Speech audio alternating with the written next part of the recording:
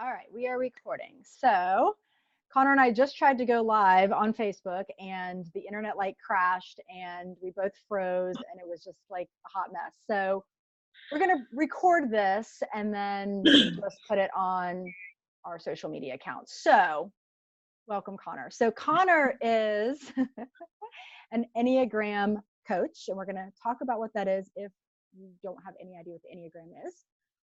And Connor and I had a client that is a friend of hers. And as we were working through some things, she kept mentioning my friend that's an Enneagram coach, and she's teaching me so much about my number, and I'm getting deeper understanding and insight into why I'm, making choices or not making certain choices towards my health fitness goals.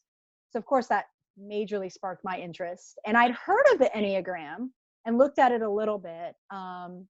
But I was like, this just seems like such a helpful tool.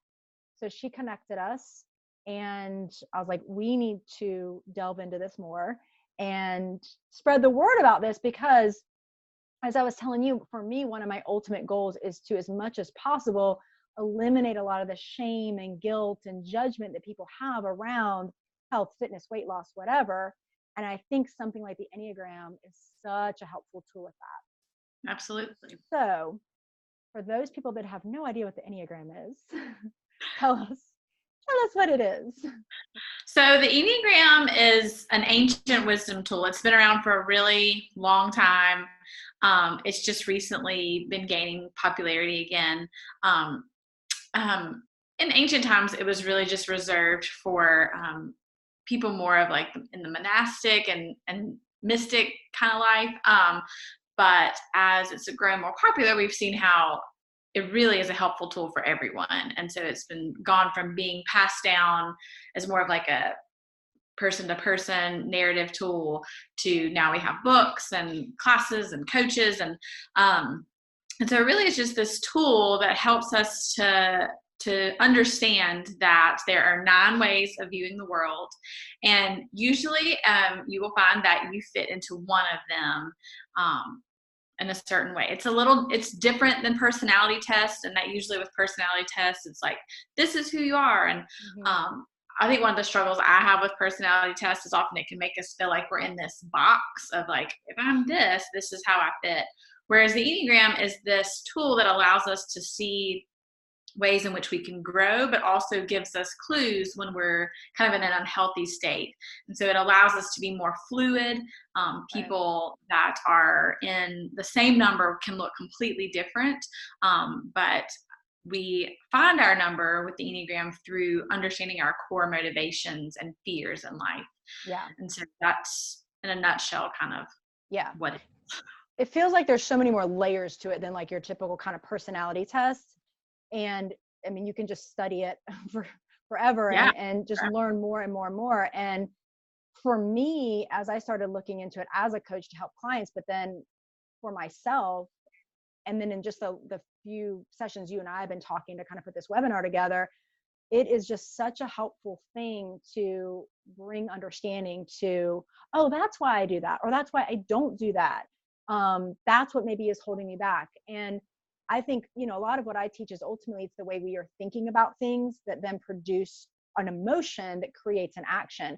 So what's interesting is understanding how the lens that you view the world in will oftentimes give you sort of a default belief or thought or something that you've developed that's really guiding a lot of what you're doing, whether you're conscious of it or not.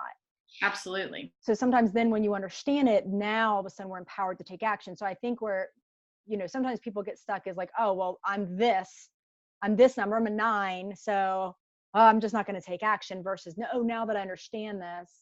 Yes. Let me do this quick screen share. So for people that have not ever seen this before, these are the 9 numbers here and the 9 categories. 1 is the reformer, 2 is the helper, achiever, individualist, investigator, loyalist, enthusiast, challenger, peacemaker. And I think there's some other names some people use, but these are kind of the common ones you would see. So let's talk specifically about, obviously this can help you in every area of your life. I know a lot of people use it to help with relationships. For me, understanding people in my life's number, people that are close to me, like, oh, you're that number. Oh, now I understand things so much more. And vice versa. It's really been very healing for some of the relationships in my life, but specifically in terms of health and wellness. How do you think understanding this can really help somebody who maybe feels stuck, or they're trying things and they can't seem to get traction? How do you think this, or just want to get started?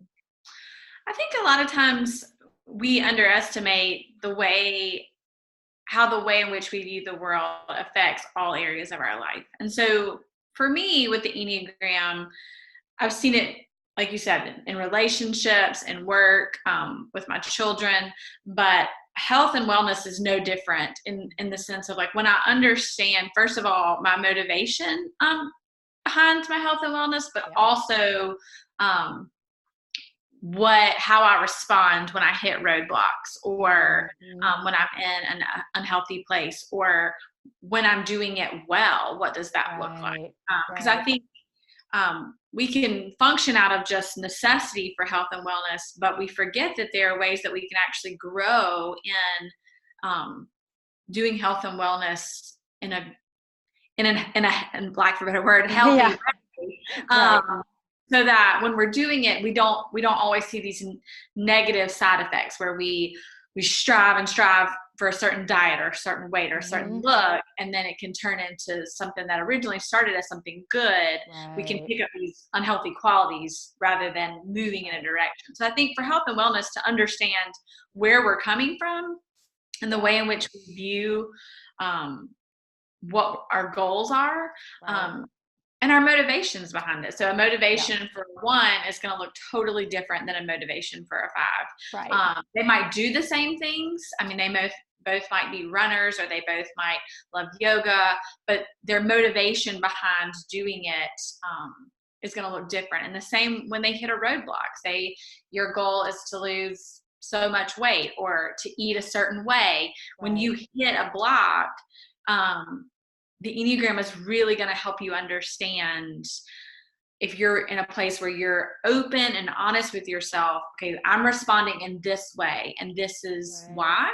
And now, what is the path forward for me in order for me to grow and really achieve these goals without it becoming this love-hate relationship with health and wellness? So I think, as in most things in life, understanding ourselves and the motivation behind what we do, and our fears in response to that, is going to help us grow to be more of who we were meant to be. One of the things we talked about, and as a health weight loss coach, the biggest thing, what it comes down to for people, is they're here, they want to get here, and they need to take the action to get here. And that is uncomfortable, right? And so as we went through and we talked about each of the numbers, ultimately that is going to be the issue for most people, is moving from here to here in a way that feels good for them, and also learning how to properly motivate themselves and face the discomfort that comes up. And that's going to look different for different numbers. For some people, it's that they don't want to do it wrong. For some people, it's that they don't want to look incompetent. For some people, it's that they don't want to feel discomfort.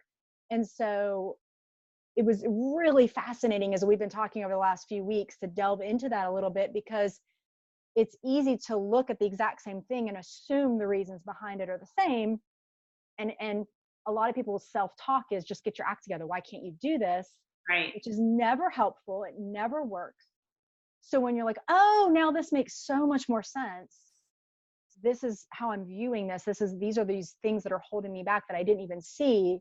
Then, like you said, now we have a path forward, and we're kind of onto ourselves more in a good way.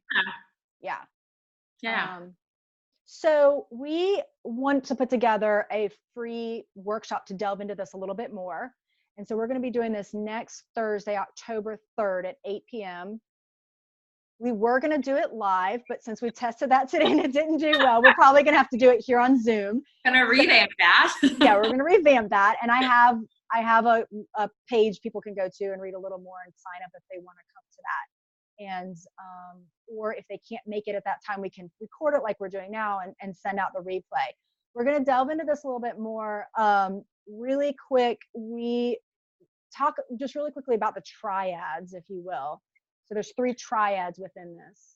Yeah, so a lot of our webinar will break down the numbers, but the Enneagram, as you see, has 9 numbers, and so each one is broken up into 3 triads that we'll talk about more specifically in the webinar. But each of these triads has kind of like this underlying emotion that they're dealing with, and what kind of how they respond, or a lot of their motivations come out of that. Right. And so we're going to talk a lot about what that looks like for each of these. And so each one responds. There's a gut triad, there's a head triad, and there's a heart triad. And so they all respond within these groups. They all respond in different ways within these groups, but just they all respond different from the other triads as well. So it's a great way, if you don't know your number, to even just kind of bring it down to understand, maybe I don't know my exact number, but when I reflect on how one of these triads responds to the world, it will also help you kind of figure out maybe what triad you fit into. And so even from that, within this webinar that we're going to put on, there will be helpful tools on how to respond and grow in your health and wellness. Yeah. It really is so fascinating. I mean, I was telling you, I mean, we've been doing this to prepare for the webinar, but in that process, I've learned so much even for myself, you know, as a 9/1, you know, understanding some of the things about why maybe I want to take action or don't, or maybe when I'm taking too much action, it's not coming from the right place.